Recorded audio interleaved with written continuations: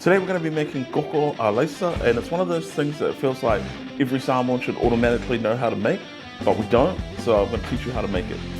But first, I need to learn how to make it.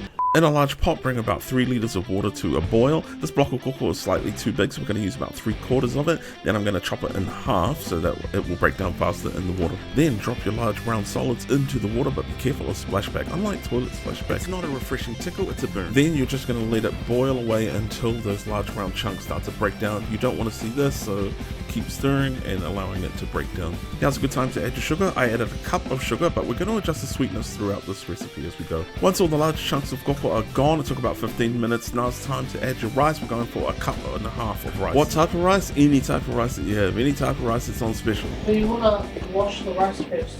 Oh, jokes. Any type of rice so long as it's washed. Luckily, I'm just making this batch for my in-laws. Now, also important to say that you need to stir this so the rice doesn't get all clumpy and stick together. You want to cook this rice for about 10 minutes until the rice is a bit softer. Now, throughout this recipe, you're going to lose water as we boil it away, so keep topping up as you need. The boss is going for a taste test. That's good. If a Samoan wife says that's good, that's the highest compliment she's ever going to pay you. So it's great. It's amazing. It's perfect. Then turn off the heat and add a can of coconut cream before serving. I love to eat Koko Alaisa with like fruit toast or hot cross buns. But let me know how you do it in the comments. Do you put parsley on yours? Follow me for more. Okay, love you. Bye.